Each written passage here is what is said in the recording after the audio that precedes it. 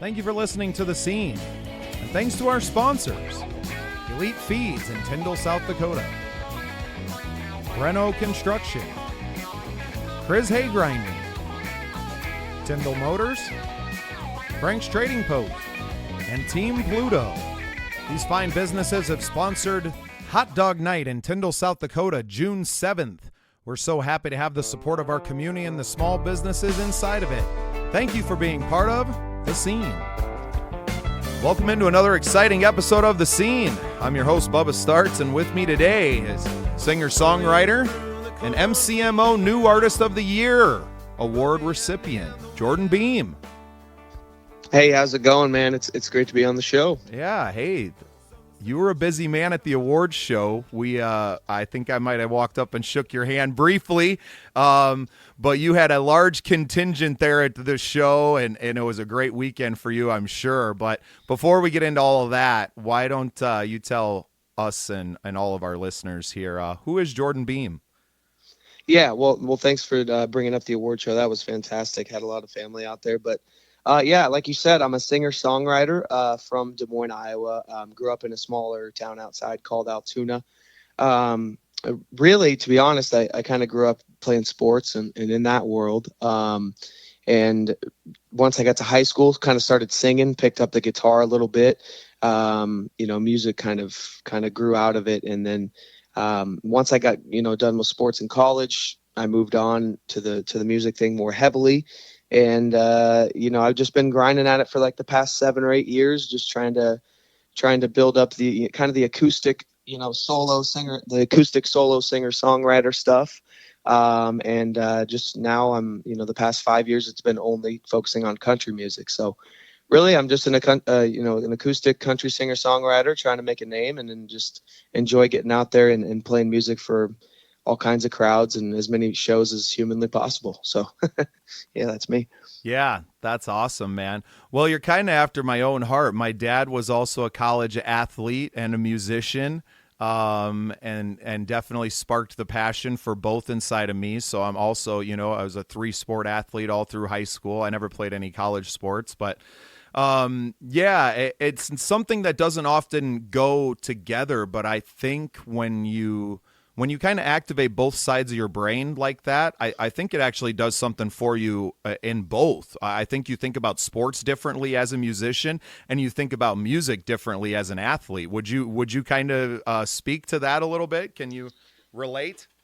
For sure. Yeah. Well, I think in terms of structure and just bringing like a mindset of getting organized and making sure that, because when you're in college or if you're in high school playing sports, your workouts are organized.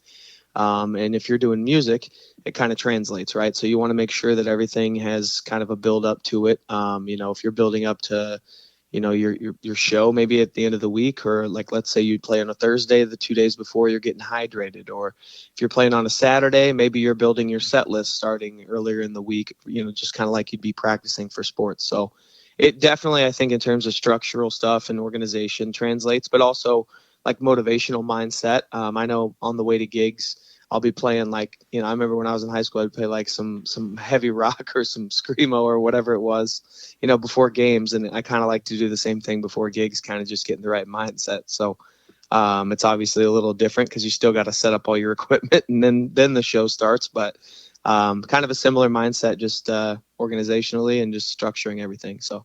Yeah, that's cool. It's beautiful. And just like you said, I think I've unconsciously been doing all of that, and I've had that training just being in sports all the time where just that's the way my brain's organized. Yep. So, for me now having the podcast and everything, like my weeks are not unlike maybe a traditional, a football week, right? Where a game time Saturday night, right? So Monday and Tuesday is spent, preparing the week. I'm posting and scheduling podcast, editing, and doing all of those kind of behind the scenes and, some of like the film work, right, that you would be doing, reviewing the tape from last week, if you will. And Yep. Yeah, I think there's something about being an athlete that it makes it a little easier to take like rejection and loss, and you know what I mean, like take the L's in the music business. That's a great point. I think something a lot of people don't think about is rejection and loss and how to handle it. I see a lot of musicians get upset, like, on Facebook or wherever you see people kind of get upset about, well, why did this happen, or why is this Well, venue and not not to be responding? Or rude, but like yeah, as musicians, we're sensitive people. You know what I mean? that's Like fair. Yeah. that's what makes us good at what we do, right? And not to Yep. be mean to anyone and to say that it's a bad thing at all, but we are sensitive to those things and the words and actions of other people. Yep. But We as are. an And athlete, you get a little hardened to that, right? exactly. You get hardened to it. And I think my mindset, like, if a venue turns me down, I don't even think about it anymore. Or like if an event says no, we're actually full for the year, or whatever. Even if like I had asked them 2 months before, I don't get mad at them because I realize they've got something to put on, and they're trying to make the event happen. And so if I don't work into their schedule, that's just how it is. I got to try it next year, but it's always what's next mindset. And so I think sports kind of drives that into you. Okay, that play didn't work out.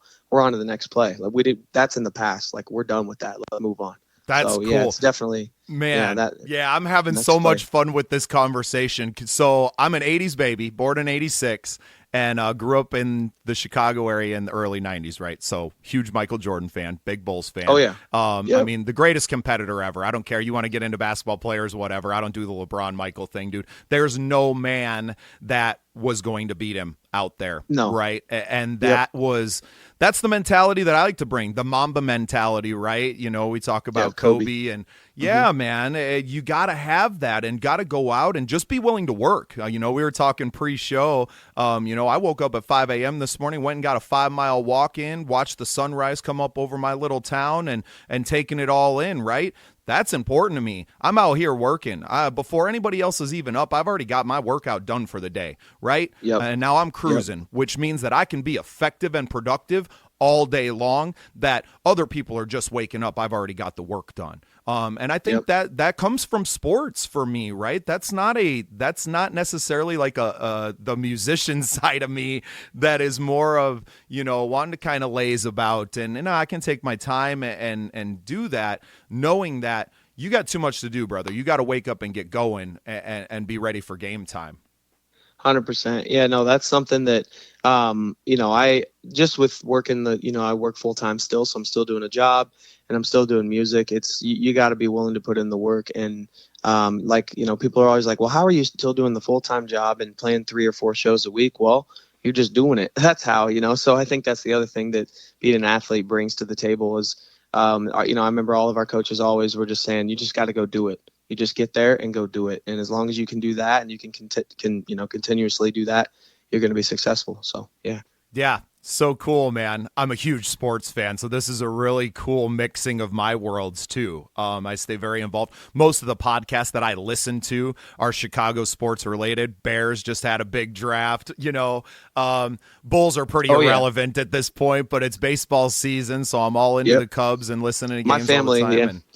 My family's Cubs fans, so that's big Chicago Cubs fans. Brother, bucket list for me is Wrigley Field, singing the national anthem and getting to do the 7th inning stretch. At that point, I can retire from the music business. Like, I don't care. You know what I mean? Do that, like that and Red Rocks, because Red Rocks is right in my mom's backyard, right? And that would be, my mom being able to see her son on her favorite stage in the world, right? I mean, would just be too cool, right? Like, but those two things, and I'm good. And I can just be an opener. I don't have to headline either, I could just to be on the stage is more than enough for me, man. And it's probably more than I deserve.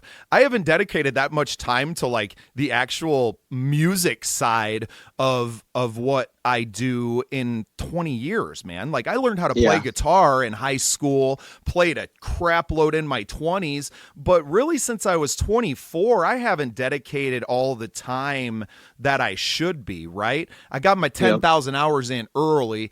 I really refined a songwriting process for myself and kind of was like, hey, you're pretty good at telling these stories and structuring these songs. And growing up listening to really good music is that. I'm not saying that they're all hits, but I have very fully formed songs, right? And that's just how they come out. They come out polished because I'm polishing them as I go.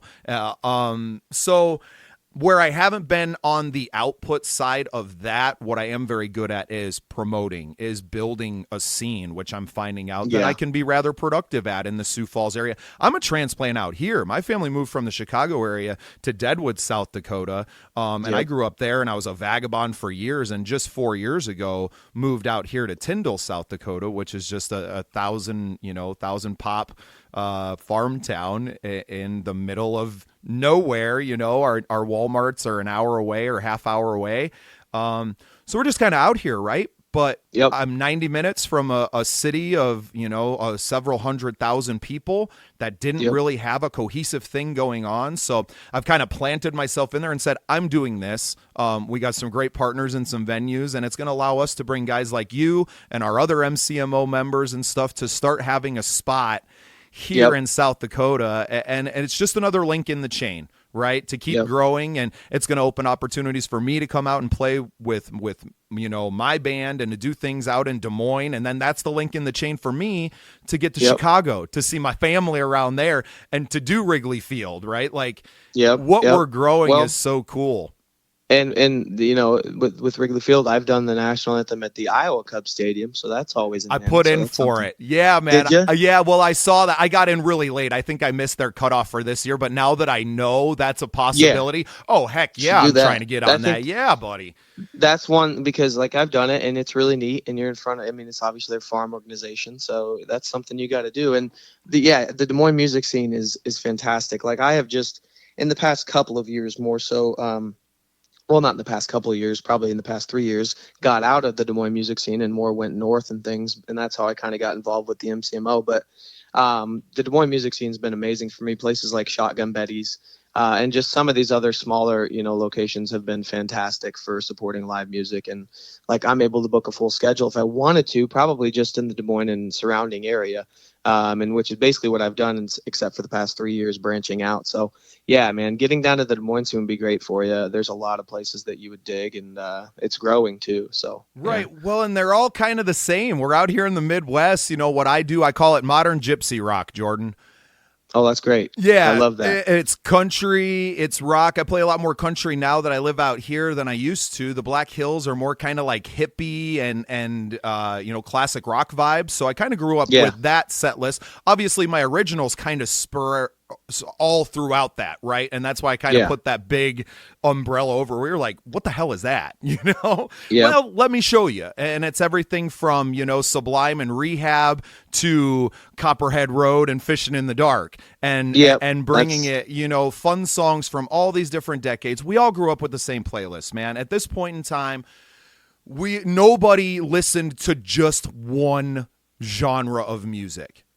Yep. That's exactly right. And I'm the same way with shows, man. My shows are all over the place. A lot of times it's basically you don't even have a set list because I'm solo. So I have the first 5 songs maybe loosely planned out, and then you got to ride with what the crowd wants, Yeah, brother, you got it. And so and so you just got to do that, and it's all about getting the crowd going, man. It's all about the whole time, if you can, man. I bring tambourines sometimes to shows just to get the crowd rocking and just to have a good time. Interactive, man. I love sing-alongs, right? And that's why the Fishing in the Darks and the Wagon Wheels and all those things that other people are like, it's cheesy, everybody does. Well, yeah, but if you use that to do what it does, it's like a damn cheat code.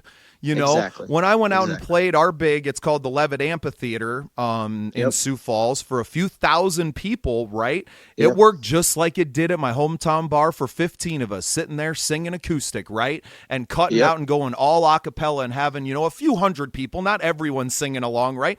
But a few hundred people singing along, man, that is cool, right? That's huge, Those people don't know our songs yet, Jordan, and that's the only reason that we're not doing that to our own stuff.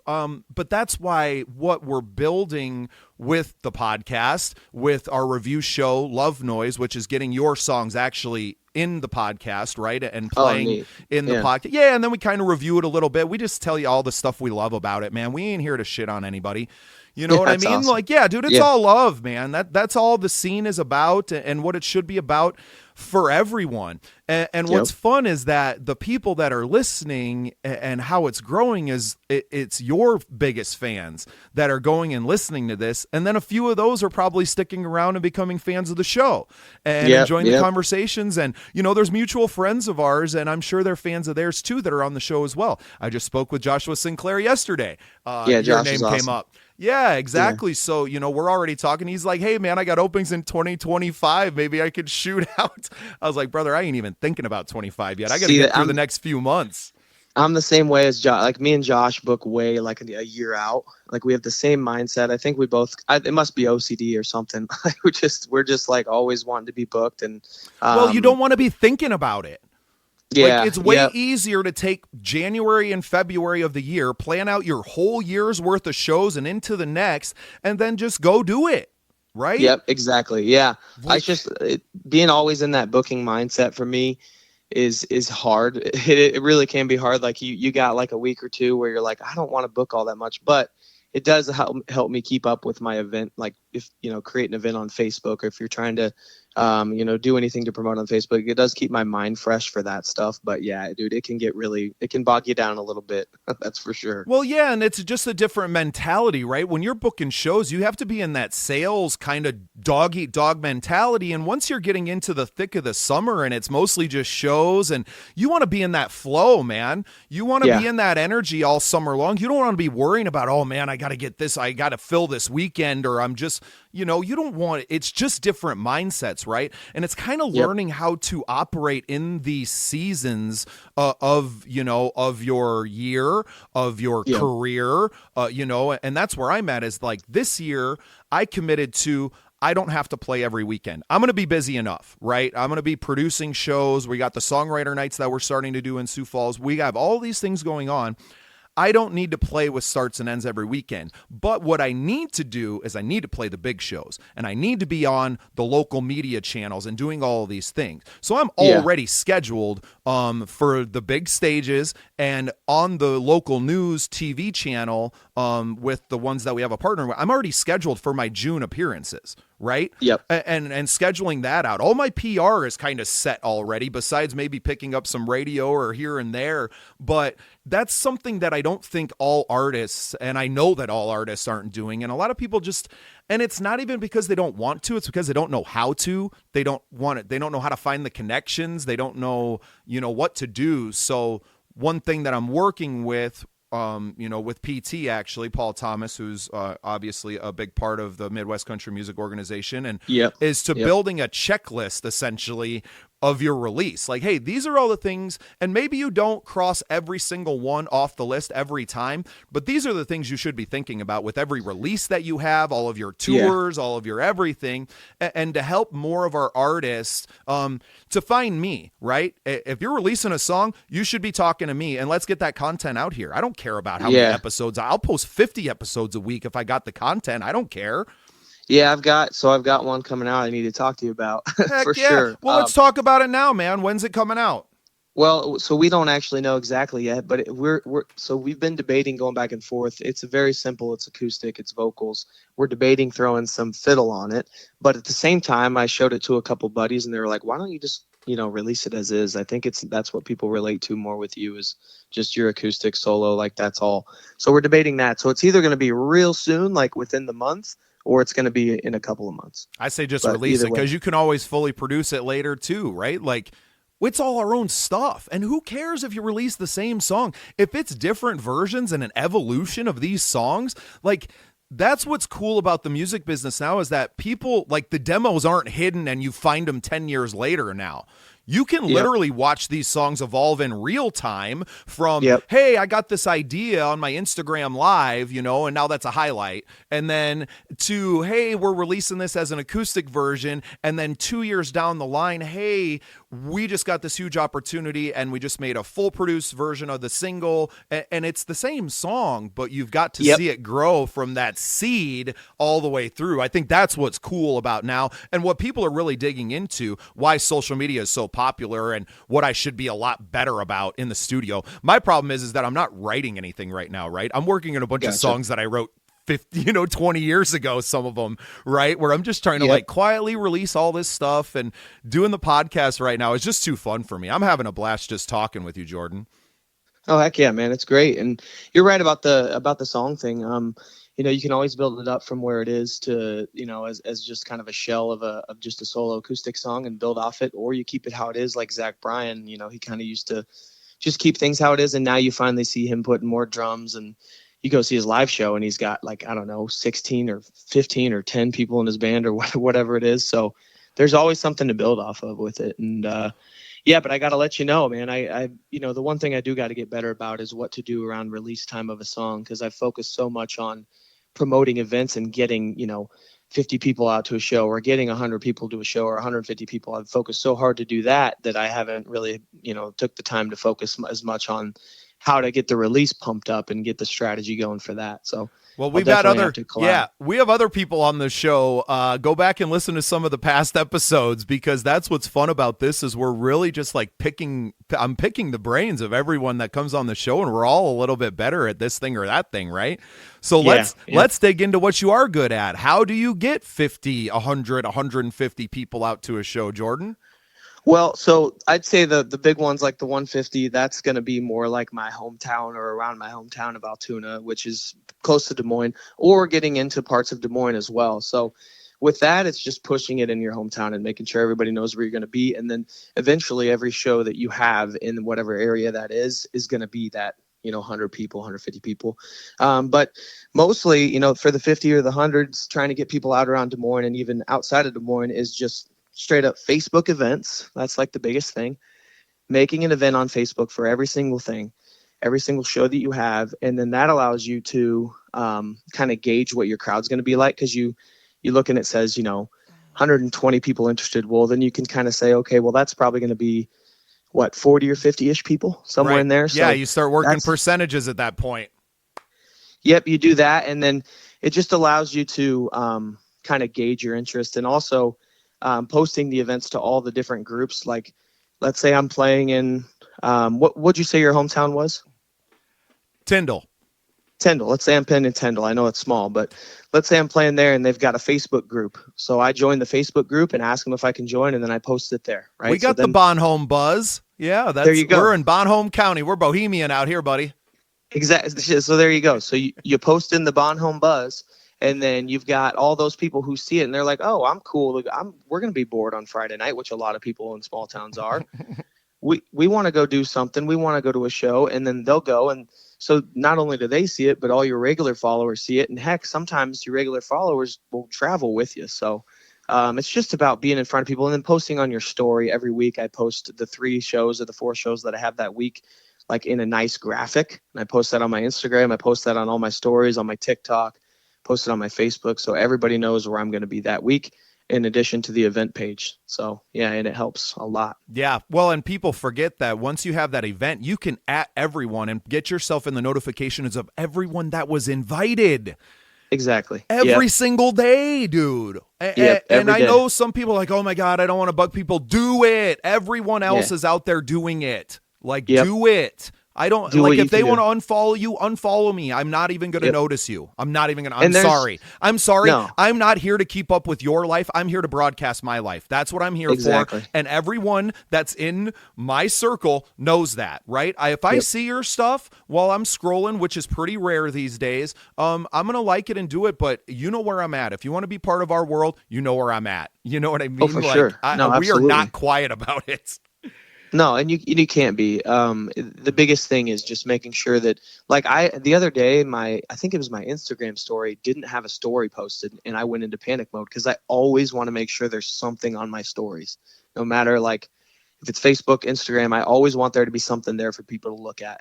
And then I've also had people say that sometimes a great thing to do is to take a day or 2 off, and then people are like, huh, where's he been, and then go back at it. So I haven't tried that yet. We'll see if my You're OCD too nervous to take a day off. Yeah, well, just with the promotion side of it, because it's so easy to click a few. I do everything from my phone. I don't even have a computer. Yeah, so, man. So it's like you just get that little bug in your head that's like, hey, you're missing something today, and then you're posting something on the story. But yeah, man, it's all about it's all about staying in the heartbeat of in make you know of whatever city you're in, and then the places you're going to play, and making sure that the people who are there know dang sure that you're going to be there whether they come or not. Right. So, And then delivering. And yeah, then and then delivering on delivering. a good time, man. And that's Yep. that's what we're in right now. You know, summer's coming, so the promotion is hitting hard. I mean, I've been getting out and actually, because I'm working. I'm working more hours than I've ever worked in my life, but because it's just on my thing now, I'm going to all these little towns. I'm shaking hands. I'm putting up flyers in these little towns to call them out to the bigger shows. Yeah, it's going to be only a few people from all these little towns that end up coming to these big events, but there's going to be checks cashed down the road from that too, right? Because then you're the guy they're calling to do, hey, we've been thinking about doing a street dance. We used to have one years ago. It's kind of faded. We see you doing that, and that's kind of where I'm coming back. I want to bring back those community events. We're all about community at the scene.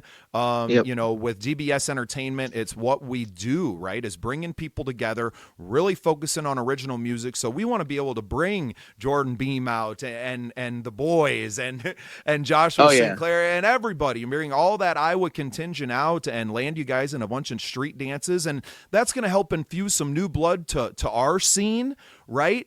And it's going to help elevate everyone, because it can get kind of stagnant out here. I think that's the biggest problem with, being so isolated, is that things can just get kind of stagnant if you're not bringing in a fresh flow, right? Yep. And then that flow and being inspired by other artists and people that are outside of your smaller world. Right. Yep. And the mixing of communities. And that's what we're building. I mean, it's not like it's a far off dream that we're talking about. It's literally in motion. The summer of 2025 is going to be a lot of MCMO in South Dakota, which is going to include Jordan Beem and Joshua Sinclair and all these people that we met at the awards show. And you know what? Speaking of it, I got to know, how did it feel up there to receive the new Artist of the Year award and just having your family there? We were sitting right behind your family's table, man. It exploded when they announced your name, and I just felt that energy, dude. It was too cool to just be around. We hadn't even met at that point, right? But seeing the love they had for you and showing up big was too cool. So what'd that feel like going up on the stage? It was great. I mean, it was surprising. I knew that the other four artists in my category were really good, fantastic, and it's it just was really neat. Like you hear your name announced, you go up there, and the family was there. Actually, that part, the bigger part of my family, I don't see them very often, but they came all the way from Des Moines just to be there, and that was really sweet of them. And it also, it kind of it promotes the MCMO. Like, they came up and they made the drive, and so that's what we want people doing, right? We want people coming out from wherever they're at to come to the shows. So that was great to see. But yeah, it just felt so good, just in terms of the work I put in for promoting and doing all the different gigs. And you do enough shows and you're like, man, it just feels nice to kind of get recognized for it. But now I think literally what I told my girlfriend immediately after it happened was, well, now tomorrow starts grind time to win something next year, right? So it's like you said, it's all about what's next, the what's next mentality. But it was a good feeling for sure. Yeah, and the great thing about how the awards are structured is that you to say you won, right, is such a weird statement, because you're just being recognized, like you said. Exactly. You're being recognized by your peers. That's who's doing. It gets narrowed down to the nominees, but every single one of you were deserving. I've interviewed all of you at this point, right? Everybody. Yeah, man. Everyone are great people. Grind and Roseland are doing some incredible things. They got a huge summer.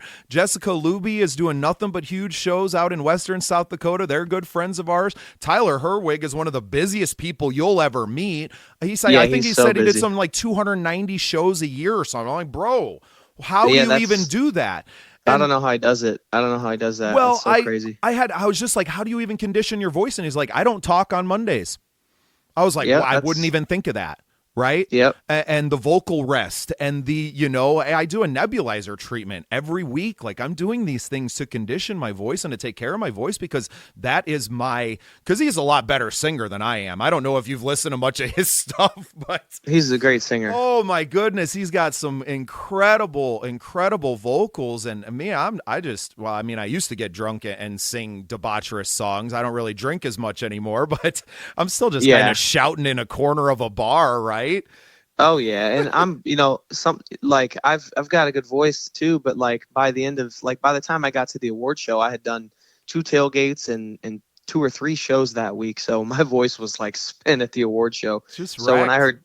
when I heard Tyler, like I tried to get that one. I was happy just to have like the one or two songs to sing. So I was like, all right, no way I could do a full show right now. And then I hear Tyler sounding like an angel. I was like, oh my gosh, like that guy's amazing. He's Yeah, got one of the best voices. you'll have to go listen to the episode that me and him did, and he shared a really cool story. I'm not going to tell it because y'all can go listen, but Oh I yeah, think it would mean a lot to you to hear it too, as someone as being on the other side, right? Because he had the yep, exact opposite experience as you did. He was out there and ready to be on top of the world and hear his name announced, and in that moment, the heart sinking feeling, and completely changed his song selection for the night. So really cool. I think you would really enjoy that piece. It's up on the Patreon and the Spotify and YouTube. We're yeah. everywhere. I'll We're check it out, everywhere and now. I will check it out. And I just want to say, like, yeah, I was backstage, like, in awe of his voice, and I also like the Jessica Luby's amazing, and they're all just fantastic. So, like, I want to make sure that they know how how much I respect them. And like, I hadn't even met any of them until that night. I had talked to like one or two of them, like over Facebook and stuff, but they were all so nice and so kind. And I also was talking to Jessica. She's got like the coolest tour bus. I don't know if you've seen her tour bus. We got video of it. We were chasing him down on I-90 on the way home, brother. Yeah, it's the neatest thing ever. I told her, I'm like, I'm so jealous of your tour bus. It's like a 1975, like painted blue. It's amazing. Y'all So go check out yeah. we got it posted somewhere. My wife, she had spotted him. We passed him first, right? And she was like, that was in Okoboji. And I was like, well, it must have been one of the bands. And so we were digging around, thought maybe Corey and Corey Waller and the Wicked Things, maybe they were big enough and headed out that way, but that didn't make much sense. And my wife did some investigating and found pictures of the bus on Jessica Luby's Instagram. Yep. And yeah, so we shot some content passing them. I pulled off the interstate, let them get around us, and then did another video going by them. And yeah, Oh, just that's having, great. yeah, it was fun, man. And we just had a blast. And then Jessica, when she got home, sent us some merch, and just a great thing that we're built. It feels like a family reunion at the award show. Would you say that?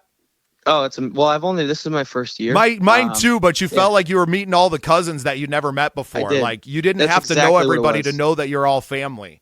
Exactly. And everybody was so nice. That's the thing I noticed. Like I didn't see anybody like just being like, obviously you think that might happen at the bigger award shows. You might see somebody being kind of rude or whatever, but not even a single time did I see anybody be rude to anybody else. So it was just, yeah, it was pretty cool. And yeah, it did feel like a big family event for sure. Yeah. 100%. Well, we had a blast. We were there Friday night, sitting in the corner with the microphones set up and recording all the interviews and just meeting people, because never having been there or been a Yeah, member of the organization, I was just like, how do I meet everyone and make this time productive? Right. And it was like, well, you could just do what you do.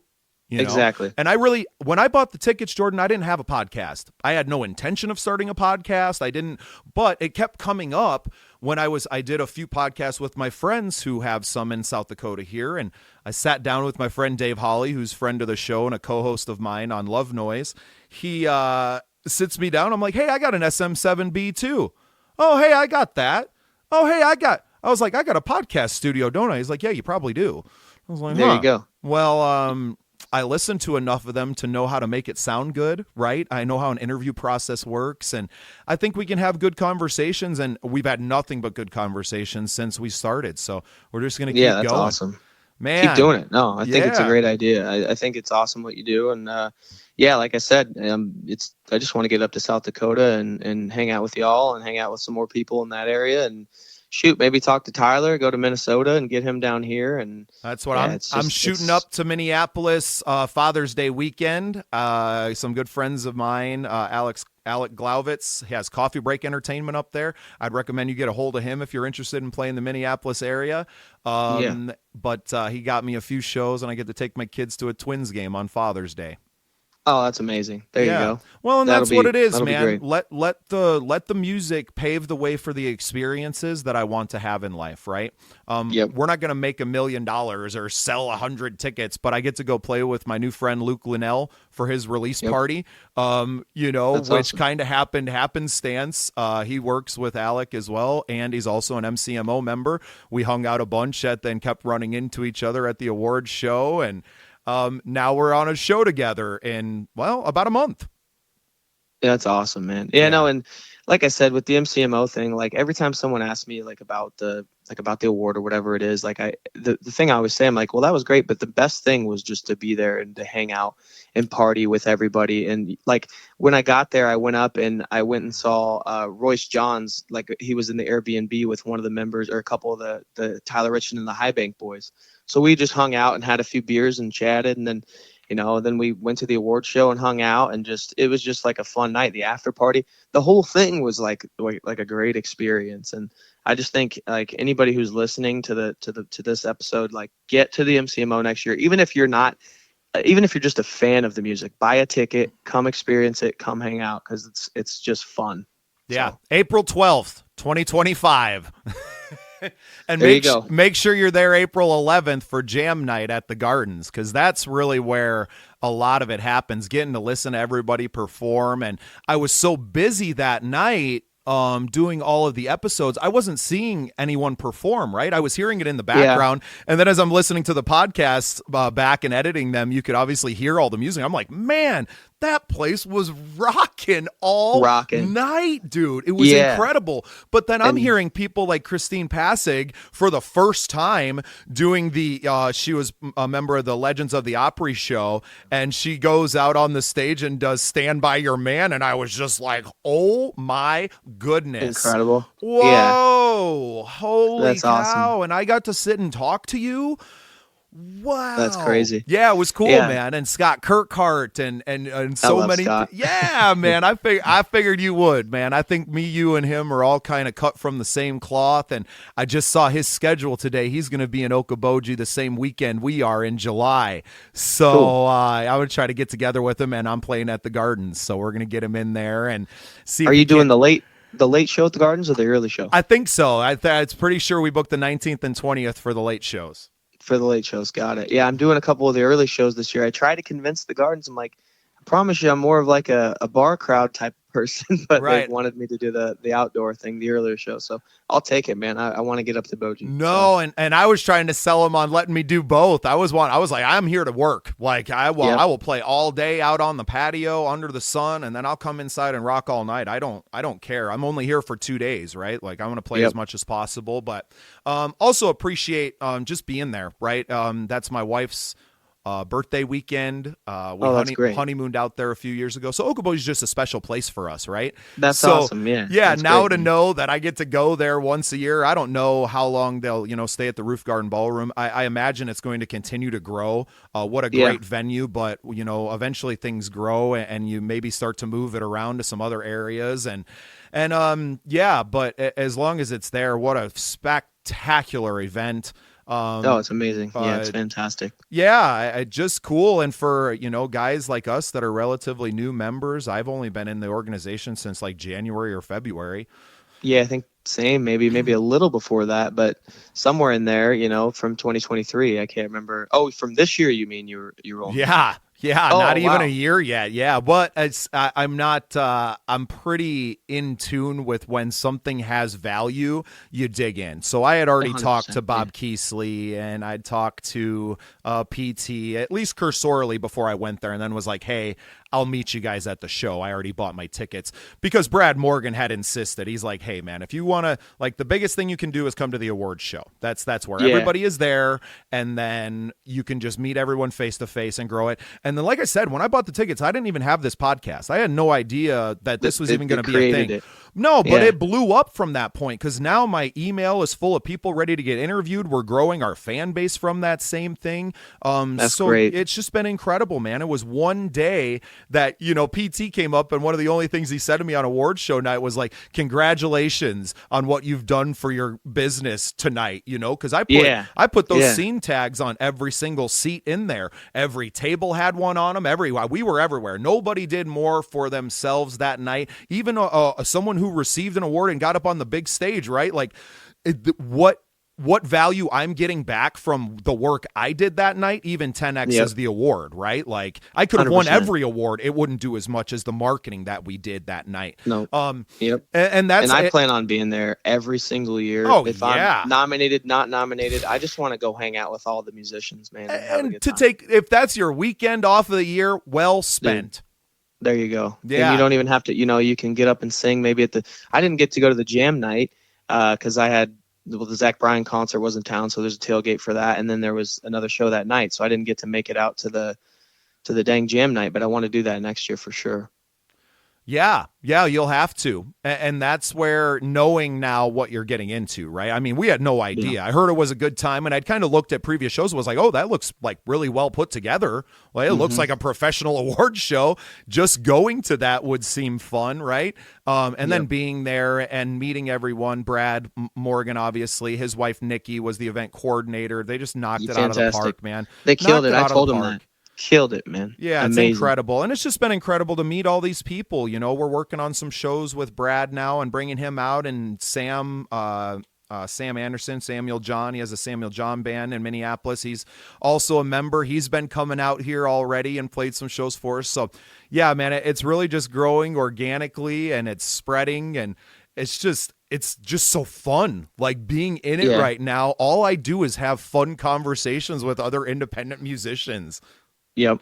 And it's even 3 hours away. It's like probably twice a week something MCMO comes up, and I'm talking about it with somebody like you, or just maybe it's Scott Kirkard or whoever it is. So now I feel like I'm gonna have something to look forward to, like every year, with just to go hang out and to go, hey, maybe we'll go to dinner this night, or we'll go to, maybe this night we'll do that. You're kind of planning like almost a vacation around it every single year. So It's just really cool. It just gives you a good feeling. Yeah. Oh, I'm still buzzing from it, man. And I will be all year. And I think that's really what it's about, is to give us momentum to carry us through. And then next year you're coming back, and maybe you're up for album of the year when that album finally drops. And then you're up for some of the other awards, and then that builds momentum for the next year. And then eventually you've kind of won the awards that you can, and you say, hey man, I'm good. Thank you for all the recognition, but it's time for the younger generation and somebody else to win these awards. And that's what I love about the award show as well, is these people that are like, hey, we won this last year, we've won it again this year, we're retiring, thank you for the recognition, but it's somebody else's turn, and let's get somebody else up here, right? 100%. Yeah. And even if you skip a year or you don't, and then you come back and then you get one and you do whatever, it keeps you motivated too. That's the other thing. Right. But more so, it's just, man, like you said, people who have won a bunch, giving back, people who are directly involved in our musicians who are coordinating, like Brad, like Monica Austin, like all these people who are working like extremely hard to put it together. It's just a whole thing. It's not like it's, the same people organizing it every year. There's different people helping it each year. There's different members. So it's a family, which is a cool feeling. Yeah. And you're kind of part of that Iowa contingent down there. Do you know Lee Klett? Lee does my merch. So yeah. Nice. So Lee intimately. I do. And Lee, him winning that award, I teared up a lot. So like, just because I met Lee probably like 2 years ago, and when they said like he'll travel 30 minutes if you're there just to come watch your show, well, he'll come travel 30 minutes just to deliver my merch if he's even going generally in the direction of where I am, so like he's just one of those amazing dudes, and like he deserved that through and through. I was shocked, like I had no idea the award was coming, and neither did he, so I was just pumped that he got that. And I mean, what a great, like that was the best one. That you couldn't win a better award than that. It was fantastic. So we just had Lee on. I posted his episode yesterday. That's amazing. Lee is like one of the coolest dudes ever, and all he wants to do is support other musicians. And he's got a great band, the boys, and they kill it. And they're so fun. And they play like the Knoxville Nationals for the sprint car races here in Iowa. So they play a lot of big events. And so not only is he, he's an amazing, first of all, role model and supporter of live music and everything else, but he's a great musician as well. He's doing really good on TikTok too right now, which is cool. Nice. Yeah, we Yeah. stink at our social media. I'm so good at like the visceral like physical building of dealing with venues and actually doing things. Somebody's going to come along eventually and make us famous on TikTok. Some intern or something. I don't know who it is. Maybe my daughter will finally be old enough in a few years to I don't know. But I just can't do it. Man, I'm 38, brother. It's hard for me to sit there. I don't do the selfie thing. I don't like looking at myself at all. I don't mind someone else having a camera on me, though. You want to follow me around being me? I got no problem being myself, but I'm not going to infringe upon that by me now having to be a cameraman and doing all that. Like, nah, man. Yeah. For me, a lot of it's organic, you'll take videos at a show and then somebody will send you a video. And so you kind of just post that or whatever. But yeah, it can be tough to like remember to take the pictures and do all that stuff. And right. I'm good about sharing everybody else's stuff. Anytime I see your stuff, I'm liking and sharing everybody else's content. I'm like, crap, did you post anything today? Anything? I feel that, man. It's hard. And, there's a lot of work to be done everywhere for everybody, I think. So, I've got a lot to do. Yeah. And that's why guys like Lee and kind of, I have a kindred spirit with him because he's doing the same thing. He probably promotes everyone else more than he promotes himself. And obviously we're spending a lot of time kind of trying to amplify other people's signal with the podcast now. It's not about me. I mean, I just love having conversations, right? Like that's where this sparks for me. I think Joe Rogan talks about it a lot too. I'm just an interested person, right? Like I'm curious. And for us to all be in the same business, but come from different backgrounds. And like, I see a little bit of myself in every single person I interview. I'm like, oh man, that's just like me, right? I'm relating to you. And there's that relationship building that we're doing, right? And it's so cool. And you talk about, all the success you and Lee and obviously Monica Austin is huge out there and everything. And kind of the next step for all of us is, we're doing all the big stuff at home, but gotta be nice to travel a little bit further away and still do the big stuff, right? 100%. Yeah. So now if we can start to cross-pollinate, and swap, and hey man, we got the into the fair here. We could get you in on this if you can get us in on your fair over there. So you're not just flying blind, and building the network in that way and recommendations. And I think that's what's in store for us as a whole over the next 3 to 5 years, right? I agree. Building out the network of now we have all established some pretty good connections in our local areas. How do we use that now to help our friends out and in turn, they can help us out too, right? How do we grow this network and start the cross-pollination process? And then you're talking, you're 3 to 5 years away from literally everyone we know being full-time touring at least touring the upper Midwest musicians. Yeah, man. And in that level of selling out the theaters and these cool clubs that are around that are mostly sitting empty because most people don't want to promote, right? They don't know how to build a network like we're building and have the connections that we do and to just keep growing. And I see it like a big old redwood tree, right? I don't know if you've ever been out to the West Coast or, these things are massive, and what we're building right now is going to be that in 100 years. That has our whole. We don't need to cover the whole country. If somebody breaks through and is selling out stadiums from our little group, that's awesome. But there's a lot more of us that can make substantial livings just touring. 300 miles from home, man. There's plenty 100%. of gigs. I agree, and I've struggled with that getting out to like Eastern Iowa even. That's not a scene I've been in. And the places I'm going to play in 2025 are just little bars, which that's the thing you got to remember too. A lot of people are really good at in our organization is if I'm playing a little bar, I'm going there, I'm bringing a lot of people and I'm going to kill it. Like that's the fun part of what we do. Even if it's a tiny place, if it's a bigger place, we're still going to go put on a show no matter what and have as much fun with it as possible. But yeah, I would like to travel somewhere and also play a bigger show, like versus just playing the big ones where you're from. Right. So that's a good point you brought up. I think making sure like Scott Kirkhart, I just talked to him and we got him a show at one of the bars at the Iowa State Fair, which a bar at the Iowa State Fair is is a little bit, it's a bigger deal because there's a lot of people at the Iowa State Fair, Oh, right? heck yeah. So I got him a show at the Iowa State Fair, and he was like, dude, thank you. I'm like, heck yeah, we need, like, that's the stuff we want to get, you know, helping our friends get shows, and people who, you know, would kill it in a certain crowd somewhere. Let's bring them over to our spot, or let's go out to their spot. And it's all about, it's all about trying to be a helpful hand in your own community for other people. And then, you know, just spreading out and enjoying the music. Yeah, well, 100%. and we're fortunate out here because every year we have the Sturgis Motorcycle Rally on the west side of the state, right? So you got, you know, essentially this year, August 1st through like the 8th or 9th, right? About a week long of straight party. There is a bunch of gigs, right? Yeah, and trying to build a relationship with a couple of campgrounds are always wanting to do smaller songwriter stuff. And then some people are wanting to do the big bands. And like, it's just such a hub of music that I already have connections out there, right? It will take a few years to build that, but we're slowly kind of trickling in because the bands that they've been hiring are getting older. And that's what I saw at the Midwest Country Music Awards show, was that we're all kind of, there's a lot of younger people in this group. Very young. Yeah, Very and it's young. like, okay, y'all are doing things, and I'm kind of one of the elder statesmen, right? I mean, I'm only 38, but I'm closer to the older section than the younger section, right? There's a lot of kids in their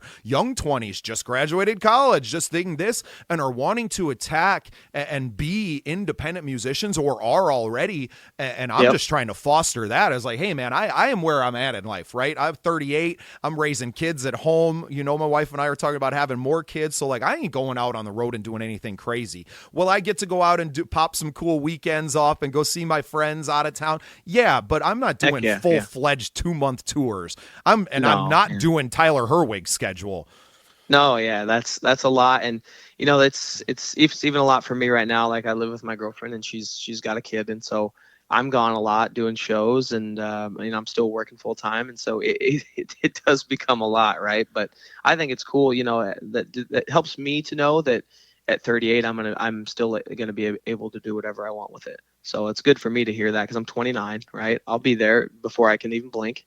So it's just about, it's just cool to hear that you're still so motivated and want to keep doing it. And I plan on keep doing it, you know, until as old as I can do it, right? So right. Well, that's great. Yeah. Because what happened to me is that I pushed really hard in my early 20s, and I kind of got downtrodden by it out in the Black Hills scene, and then just going through personal stuff, you know, bad breakup. Gotcha. I had a kid and a awful custody battle and everything, where I started selling weed, dude. I didn't even play music for years. Well, that eventually turned into getting felonies, going on the run to Mexico for a year, where I actually found music again. I was playing music to feed myself and my family, you know, on the street playing for pesos. And I was like, this is what you should be doing.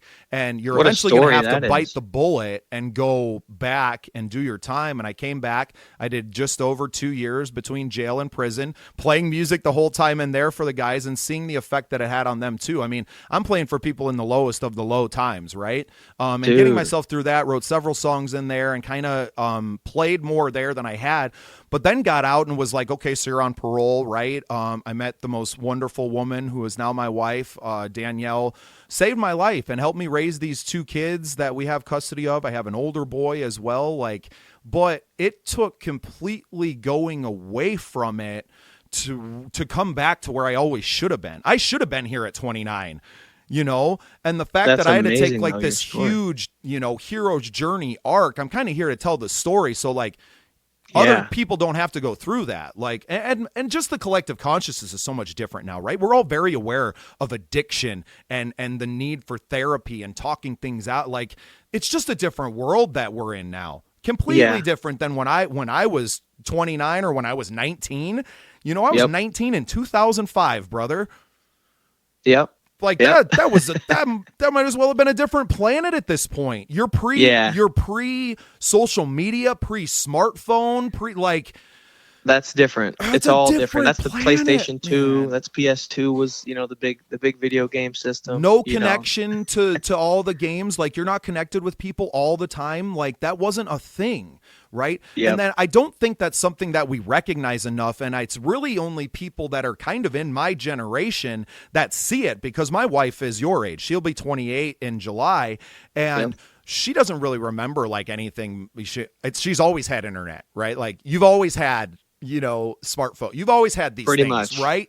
Pretty much, yeah. From your conscious memory of, by the time you were 10, 11, 12 years old, these things were out there en masse, and don't, and now my kids don't know a world without it, but we don't put the devices in their hands hardly at all. Yeah. They get them at school and they know how to use it. If my dumb old butt and our grandparents can learn how to use a smartphone, these kids ain't going to have no trouble picking it up at any point. Right? Quickly. No. And yeah, I mean, I do remember like, I had flip phones, but my parents didn't even let me get texting until 8th grade. Good for them. I had them. a flip phone.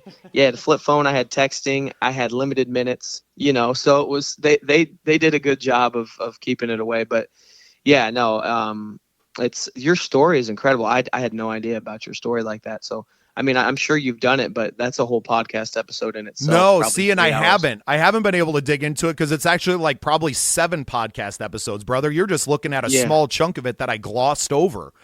Yeah, and that's where the make that happen. Right. Trying to write it and then I could actually make the audiobook first and just me telling the stories and probably just hit record. I think you just led me on to something there, Jordan.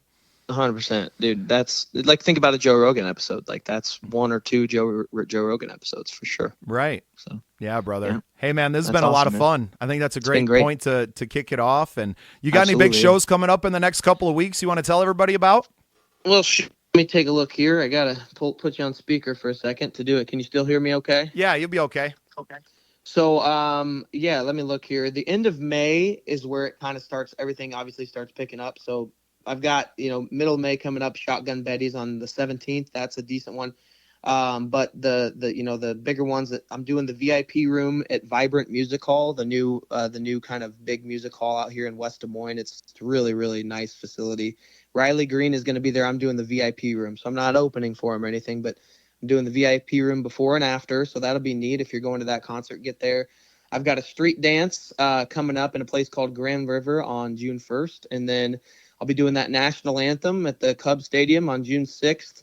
And then it used to be called River Ruckus, but now it's called the Ruckus kind of country music festival. I'm doing a before party out there on June 8th and an after party at a place called Brick and Ivy after that. So those are some of the shows. And then, going from there's some rodeos and things like that at the end of June. But those are some of the things you can look at. If you hop on my Facebook, my Facebook's got all of my whole schedule is always going to be listed at the top, plus all my events. So you can get on there. That's at JB Music. If you get on my website, that's jordanbeammusic.com. That's got everything there as well. Or my Instagram at JB Music, Jordan Beem Music _. You can hop on my Instagram as well. But otherwise, everything should be there. You're everywhere. You got it. Jordan, thanks for joining the show, man. This was a blast. Yeah. And I think because of just circumstances and mentioning Lee and all the big things you got coming up, I think this might be an instant release. So you're going to be sharing this one later today. Heck yeah, dude. I'd love to do that. And plus I need some content to put out today anyway. So good. Well, that's fantastic. A 56-minute long podcast should count as content. Cool, man. That's sweet. Yeah, it's an awesome thing you're doing, man. I love it. Thanks, man. Hey, I love everything that you're doing, and congratulations on the recognition as New Artist of the Year. And I love that it motivated you to go work harder this year, and that's what it should be, man. You're an inspiration to a lot of other people out there, and I appreciate your time, man. Yep, thank you so much, man. You have a good day, and do that podcast like we talked about. Yeah, I'm going to. You got to do it. Yep. Thank you for listening. Remember to go to patreon.com/thescenesd. Follow us on all your social media channels and make yourself part of The Scene.